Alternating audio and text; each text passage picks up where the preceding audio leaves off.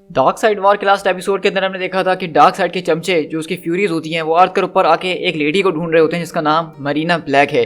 अभी हमें इस बारे में कुछ भी नहीं पता कि ये मरीना ब्लैक कौन है और डार्क साइड के लोग इसको क्यों ढूंढ रहे हैं, लेकिन हमें इतना जरूर पता है कि डार्क साइड ने अपनी सारी की सारी फोर्सेस को इस पे ऑर्डर पे लगा दिया है कि अर्थ पे जाके मरीना ब्लैक को किसी भी कीमत पे उनको ढूंढना होगा अगर उनको इस जंग को जीतना है। वहीं पे दूसरी तरफ हमने देखा था कि जस्टिस लीग जो है इसी बारे में पता लगा रही होती है कि पूरे यूनाइटेड स्टेट के अंदर मरीना ब्लैक्स की मौत किस वजह से हो रही है, लेकिन इतनी देर में हम देखते हैं कि वहाँ पे जो होती है डार्क साइड की बेटी ग्रेल पहुंच जाती है जो कि इस वक्त एंटी मॉनिटर का साथ दे रही है और वहाँ पे जस्टिस लीग से जबरदस्त किस्म के मुकाबले के बाद वो एंटी मॉनिटर को हमारी यूनिवर्स हमारी अर्थ पे ले आती है। और इसी के साथ हमने देखा था कि मिस्टर मेरिकल भी जो है वो डार्क साइड के हवाले से पता लगाने की कोशिश कर रहे होते हैं कि उसकी क्या प्लानिंग्स है और वो क्या चाह रहा है, लेकिन जब उसके पीछे जो है डार्क साइड की फ्यूरीज पड़ जाती हैं यानी कि लशीना और कैंटो, तो वो बचते बचाते बहुत मुश्किल से एक लेडी के पास पहुंचता है और हमें तब जाके ये बात पता चलती है कि दरअसल वही लेडी जो है मरीना ब्लैक है जिसको डार्क साइड ढूंढ रहा है। अब आगे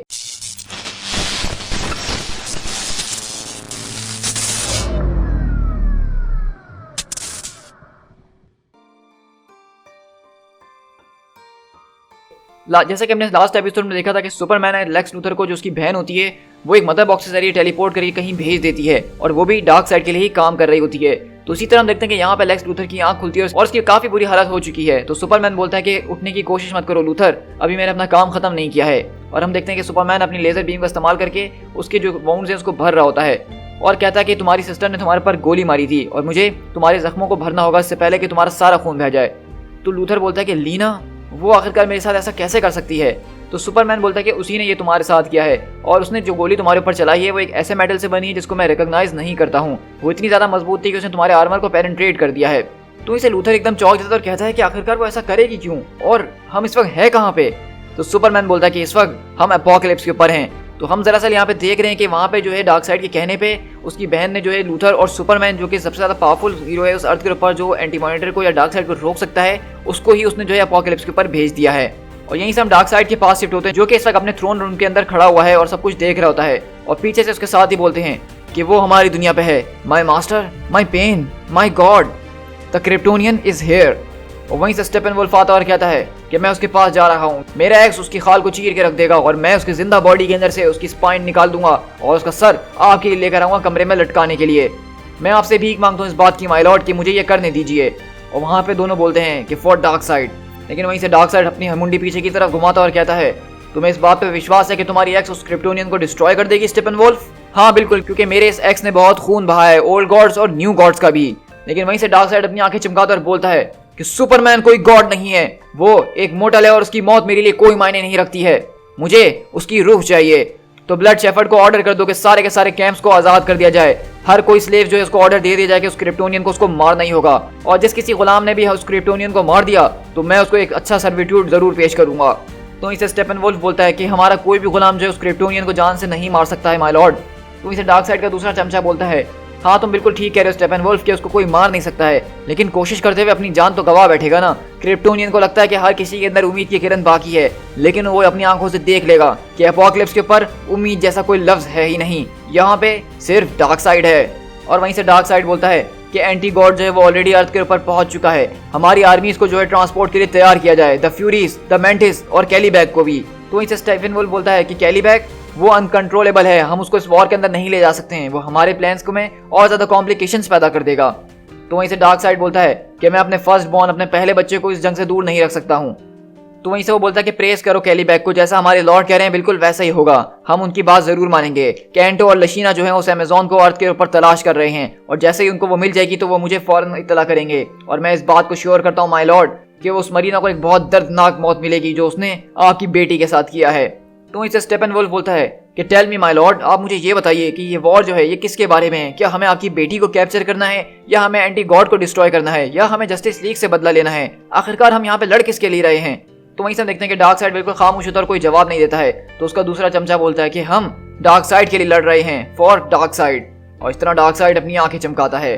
और वहीं से वंडर वुमन हमें बोलती है कि मैं देवताओं से पहले भी लड़ चुकी हूँ, कुछ जो कि हेडीज की पिट से आए थे और कुछ समंदर की गहराइयों से, लेकिन इस विच ने जो कि अपने आप को बोल रही है कि वो अमेजोन की है, उसने एक गॉड को बुलाया है जो कि इन शेडोज से आया है और ये उन शेडोज से आया जो कि हमने कास्ट नहीं किए थे। मैंने देखा कि किस तरह से वो आसमान के अंदर आया और उसने पूरे के पूरे सूरज को बिल्कुल ब्लॉक कर दिया है। मैं इंतजार कर रही थी कि वो कब कुछ कहेगा, लेकिन मैं देख रही थी कि वो कुछ कहने के मूड में नहीं था, बस वो हमें घूर घूर के देख रहा था। और इस तरह हम देखते हैं कि यहाँ पे सारी की सारी जस्टिस लीग की काफ़ी ढीली हालत हो चुकी है। तो वंडर वुमन कहती है जो कोई भी इस वक्त मौजूद है मदद के लिए उसको अलर्ट भेज दी जाए और इस एरिया को फौरन खाली करवाया जाए। तो वहीं से स्टीव ट्रेवर बोलता है कि हमने ऑलरेडी ये कर दिया है। लेकिन हम देखते हैं कि यहाँ पे जो ग्रेल होती है डार्कसाइड की बेटी, वो उसके सामने बैठी हुई होती है और कहती है कि welcome to this earth destroyer, हम आपको सर्व करते हैं। लेकिन यही हम देखते हैं कि डायना बोलती है कि स्टीव अगर मैं तुम्हारी जगह होती तो अपने लोगों को लेके चले जाती यहाँ से। तो स्टीव बोलता है मेरे पास अब मेरे लोग ही नहीं बचे हैं, मैं किसको पीछे लेके जाऊँ। तो डायना बोलती है कि मुझे माफ़ कर देना। तो इस तरह ग्रेल पीछे पलटती है और कहती है मेरे ख्याल से मैंने सुना कि किसी ने अपनी तलवार निकालने की कोशिश करी। ओ डायना तुम बहुत ही बुरी लड़की हो, तो चलो थोड़ा सा मज़ा कर लेते हैं। तो डायना बोलती है अच्छा तुम्हारे लिए फ़न की डेफिनेशन कुछ स्ट्रेंज नहीं है। तो वहीं से ग्रेल उसकी तरफ भागते आती है और कहती है इस दुनिया के ऊपर बहुत से लोग फ़न इसी को समझते हैं, ये मैंने देख ही लिया है। और वंडर वुमन बोलती है मैं इस चीज़ को देख सकती हूँ कि वो मुझसे ज़्यादा तेज़ है, मे बी वो मुझसे ज़्यादा स्ट्रॉन्गर हो, लेकिन फिर भी मैं एक फ़ाइट के लिए तो प्रिपेयर ज़रूर करूँगी। लेकिन इससे पहले मैं लड़ पाती उस गॉड ने हमारी ज़मीन को छुआ। और इस तरह हम देखते हैं कि एंटी मॉनिटर इन दोनों के बीच में आता है और एक ज़ोरदार वहाँ पे ब्लास्ट होता है। और हम देखते हैं कि वंडर वुमन बोलती है कि आखिरकार तुम हो क्या चीज़। और हम देखते हैं कि एंटी मॉनिटर उसके ऊपर अपना अटैक करते हुए बोल रहा होता है कि आई एम डेस्परेट। लेकिन इससे पहले एंटी मॉनिटर वहाँ पे अपना अटैक कर सके जस्टिस लीग के ऊपर, वहाँ अचानक एक जोरदार बूम की आवाज़ आती है और ब्लाइंडिंग रोशनी के साथ हम देखते हैं कि वहाँ पे मैट्रॉन आ गया होता है। तो वहीं पे ग्रेल बोलती है कि मैट्रॉन कितनी डिलाइटफुल हो तुम। तो वहीं पे मैट्रॉन बोलता है कि मैं तुम्हें अभी भी देख रहा हूँ ग्रेल। तो वो कहती है अच्छा और तुम्हारी नज़रें मुझ पर क्यों हैं, क्या मैं तुम्हें पसंद तो नहीं आ गई हूँ। तुम एक बहुत ही डेंजरस लेकिन एक प्रीशियस चीज़ हो, अगर तुम मेरे साथ खेल खेलना चाहती हो तो ठीक है, मैं भी इस खेल के लिए तैयार हूँ। और अगले पल हम देखते हैं कि एक और बूम की आवाज़ आती है और मैट्रॉन वहाँ से पूरी की पूरी जस्टिस लीग को लेके अपने साथ गायब हो जाता है।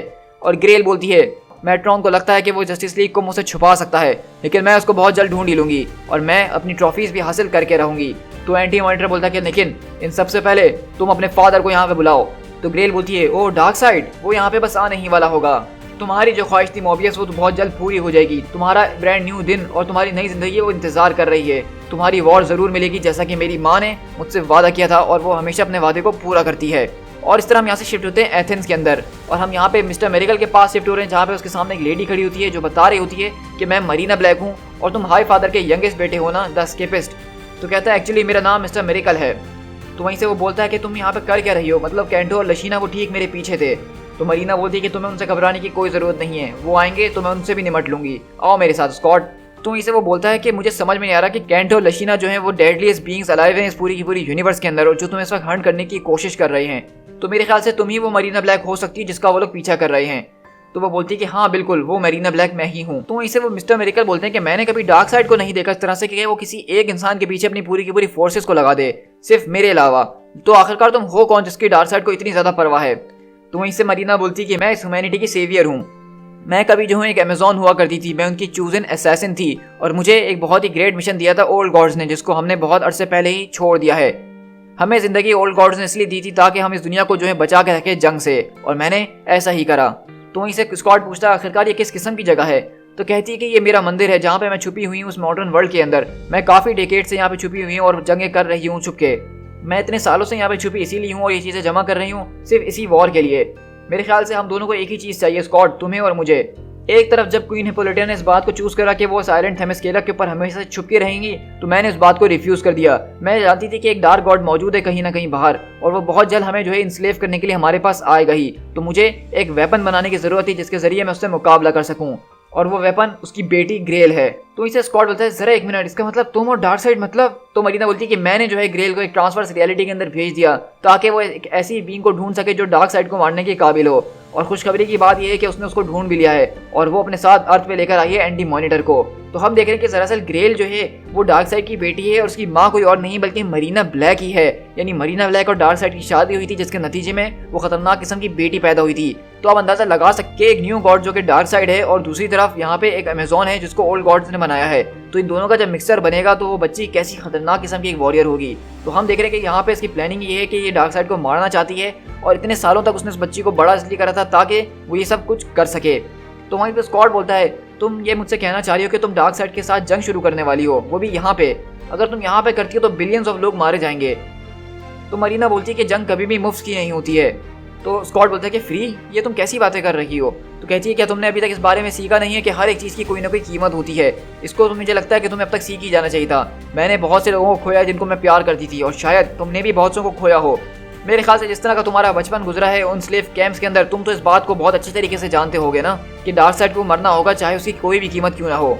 तो इससे मिस्टर मेरिकल बोलते हैं कि मैं तो इस बारे में श्योर भी नहीं हूँ कि हम डार्क साइड को मार भी सकते हैं कि नहीं, लेकिन मैं इतना जरूर जानता हूँ कि हमें डार्क साइड को यहाँ से दूर रखना है अभी के लिए बस। तो इसे मरीना बोलती है कि मुझे माफ कर देना, मैं गलत थी। मुझे लगा कि शायद तुम्हारे और मेरे एम्बिशंस एक ही है, हम दोनों एक ही चीज़ को चाहते हैं, लेकिन ऐसा नहीं है। और इस तरह हम देखते हैं कि मरीना स्कॉट फ्री के ऊपर जो अटैक करना शुरू कर देती है और कहती है कि मैंने सबके लिए बहुत ज़्यादा प्लानिंग करी है, बहुत ही ज़्यादा कुछ सेक्रीफाइस करा है और मैं उसको तुम्हारी वजह से बर्बाद नहीं कर सकती हूँ। लेकिन वहीं पे स्कॉट बोलता है कि मदर बॉक्स, मुझे जो है मेरे दोस्तों के पास ले चलो। तो वहीं पे बोलता है मदर बॉक्स कि तुम्हारे इस प्लेनेट के ऊपर कोई दोस्त नहीं है, तुम मेरी बात समझ रहे हो कि मैं तुमसे क्या चाहता हूँ। तो मदर बॉक्स बोलता है कि ठीक है, मैं समझ गया हूँ। और इस तरह वहाँ पे कॉल बूम होता है और स्कॉट फ्री गायब हो जाता है। लेकिन यही सब शिफ्ट होते हैं मेट्रॉन के पास, जो कि जस्टिस लीग को अपने साथ लेकर आया है। और साइबॉर्ग बोलता है कि आखिरकार हम लोग हैं कहाँ पे। तो इसे शेज़ाम बोलता है कि एक्चुअली ये तो मेरा हैंग आउट पॉइंट है विक। तो हम देखते हैं कि यहाँ पे दरअसल वो सब जस्टिस लीग को जो है रॉक ऑफ इटर्निटी के अंदर लिया है, क्योंकि ये एक ऐसी जगह है जहाँ पे हर कोई इसके बारे में जानता नहीं है और ना इसके बारे में पता है कि उसको यहाँ पे इस तरह की कोई जगह है। तो मेट्रॉन इसलिए इनको यहाँ पे लेकर आ सका है ताकि यहाँ पे ये लोग प्लानिंग वगैरह कर सके और इनके बारे में किसी को पता ना चल सके ये लोग क्या कर रहे हैं। लेकिन वहीं पे वंडर वुमन सामने आती है और कहती है कि तुम हो कौन आखिरकार। तो इसे ग्रीन लैंटर्न बोलता है कि इसका नाम मेट्रॉन है, लेकिन मैं तुमसे ये जरूर कहना चाहूंगा कि ये तुम्हें कहेगा कि ये हमारी साइड है, लेकिन इसकी बात पे विश्वास करने की कोई जरूरत नहीं है। तो मेट्रॉन बोलता है कि अपनी जबान संभाल के बात करो ग्रीन लैंटर्न। तो इसे ग्रीन लैंटर्न बोलता है कि हाँ ये कुछ टाइम पहले की बात है कि न्यू जेनेसिस के कुछ न्यू गॉड्स और इसने मिलकर जो है ओआ के ऊपर अटैक करा था। तो इसे मेट्रॉन बोलता है कि मैं वहाँ पे सिर्फ इसीलिए मौजूद था ताकि मैं चीज़ों को ऑब्जर्व कर सकूं, जैसा कि वो लोग वहाँ पे उस सेंट्रल बैटरी को लेने के लिए आए थे hello Jordan. That is all. मैं इस यूनिवर्स के अंदर हर एक चीज़ जो मौजूद है या मौजूद थी सिर्फ उसको ऑब्जर्व करने के लिए ही बनाया गया हूँ, इसीलिए मैं आज यहाँ पे भी आया हूँ। मैंने जस्टिस लीग को काफ़ी अरसे से देखा है, मेरी नज़रें तुम लोगों के ऊपर काफ़ी वक्त से थी, तुम लोगों ने काफ़ी बार दुनिया को बचाया है, लेकिन इस बार मैं तुम लोग को बता देना चाहता हूँ कि तुम लोग कुछ भी कर लो लेकिन इसको बचा नहीं पाओगे। अब तुम्हारा वक्त आ चुका है कि तुम लोग हार मान लो, अपने लव्ड वन के पास जाओ और इस अर्थ को छोड़ के जितना दूर हो सकते हैं चले जाओ, तो इसी जरिए तुम लोग सिर्फ बच सकते हो। तो इसे वंडर वुमन बोलती है कि अगर तुम वाकई में हमें जानते मेट्रॉन के हम कौन हैं तो तुम शायद हमसे कभी ऐसी बात नहीं करते। तो मेट्रॉन बोलता है कि अगर तुम लोग यहाँ पे रुके बाकी दूसरे लोगों की तरह तुम लोग भी मारे जाओगे डायना। तो इससे डायना बोलती है कि मुझे बताओ कि वो मॉन्स्टर आखिरकार है कौन जिससे हमें इतना ज़्यादा डरने की ज़रूरत है। उसका नाम जो है एंटी मॉनिटर है, लेकिन उसकी स्टोरी वो फॉरबिडन है। लेकिन वहीं पे वंडर वुमन उसको अपने लैसों से बांध देती है और वो पूछता है कि तुम ये क्या कर रहे हो। तो कहती है कि मैं कुछ सवालों के जवाब निकलवाना चाह रही हूँ, मुझे बताओ कि ये एंटी मॉनिटर कौन है। अपने लैसों को परेशान करने की जरूरत नहीं है डायना, मेट्रॉन के पास किसी बात का कोई जवाब नहीं है। उसकी जो कुर्सी है उसके पास सारे के सारे जवाब हैं। एक तरह की वो लिविंग विकीपीडिया है, जो भी कोई उसके ऊपर बैठता है उसके पास हर चीज़ का जवाब आ जाता है। मुझे इन्फॉर्मेशन दो कि किस तरह से हम एंटी मॉनिटर को रोक सकते हैं। लेकिन वहीं पे मेट्रॉन बोलता है कि तुम उसको नहीं रोक सकते हो। तो डायना बोलती है कि मैं सच सुनना चाहती हूँ, मैं आखिरकार अपने सवालों के जवाब तुमसे कैसे हासिल कर सकती हूँ। तो वहीं से मेट्रॉन बोलता है take the chair from me, मेरी चेयर मुझसे ले लो। तो वहीं से वंडर वुमन बोलती है कि ठीक है जैसा तुम कहो। और अगले बार हम देखते हैं कि डायना अपने लैसों से उसको उसकी चेयर से खींचती है और उसकी चेयर से उसको उतार देती है। तो वहीं से मेट्रॉन बोलता है कि स्टॉप इट, तुम मॉबियस चेयर को टेम नहीं कर सकते हो, वो हर किसी के बस में नहीं आती है। तो हेल जॉर्डन बोलता है कि जल्दी कुछ करना होगा हमें इससे पहले कि ये चेयर यहाँ से बूम आउट होकर कहीं और चले जाए। तो बैटमैन बोलता है कि आई हैव गॉट इट। तो वहीं पे हेल जॉर्डन बोलता है कि नहीं बैटमैन तुम इस पे नहीं बैठ सकते हो। लेकिन इतनी देर में देखते हैं कि हम वहाँ पे बैटमैन जो है उस मॉबियस चेयर के ऊपर आके बैठ जाता है और अचानक उसके अंदर एक एनर्जी का फ्लैश दौड़ता है और हम देखते हैं कि बैटमैन वहाँ पे जोर जोर से चिल्ला रहा होता है। लेकिन जब वो चिल्ला रहा होता है चेयर के ऊपर बैठ के तो अचानक उसको पिंक्स की आवाज़ आती है और वो सब कुछ देख रहा होता है कि इस यूनिवर्स में क्या हो रहा है। वो देख रहा होता है कि किस तरह डार्क साइड और स्टीवन वुल्फ अपनी आर्मी को तैयार कर रहे हैं। वो देख रहा है कि किस तरह सुपर वुमेन जो है अपने सेल के अंदर बैठी हुई है। वो देख रहे हैं किस तरह ग्रेल और एंटी मॉनिटर प्लानिंग कर रहे हैं। और बैटमैन बोलता है कि मैं सब कुछ सुन सकता हूँ, मेरे पास हर एक चीज़ का जवाब है, मैं हर एक चीज़ को जानता हूँ। क्या ये सब कुछ सच है? मुझे बताओ आखिरकार मेरे पेरेंट्स को किसने मारा है। और अगले पल चेयर उसको जवाब देती है। तो ब्रूस बोलता है कि तुमने बिल्कुल ठीक कहा, जो चिल उसी ने मेरे पेरेंट्स को मारा था। तो मुझे बताओ कि जोकर का असली नाम क्या है। और हम देखते हैं कि जब ये चेयर जोकर का असली नाम बताती है बैटमैन को तो बैटमैन एकदम शॉक में आकर कहता है कि नहीं ये पॉसिबल नहीं हो सकता है। तो हम देख रहे हैं कि यहाँ पे बैटमैन ने जो है जोकर की आइडेंटिटी रिवील करवाई है, लेकिन हमें यहाँ पे नहीं बताया गया इस वक्त कि जोकर का असली नाम कौन है, जिसको देख के बैटमैन इतना शॉक में और कह रहा है कि दैट्स नॉट पॉसिबल। इस तरह हम देखते हैं कि सारी जस्टिस लीग पूछती है कि बैटमैन तुम ठीक हो, क्योंकि इस तरह की टैग को जो है तुम बर्दाश्त नहीं कर सकते हो। तो वहीं से बैटमैन बोलता है कि ऑफ कोर्स डायना, क्योंकि मैं अब एक गॉड बन चुका हूँ। और इस तरह हम देख रहे हैं कि यहाँ पे बैटमैन जो है वो मॉबियस चेयर के ऊपर बैठ गया है और उसके पास एक गॉड लेवल पावर्स आ चुकी हैं और बैटमैन यही बोल रहा है कि I am a God now.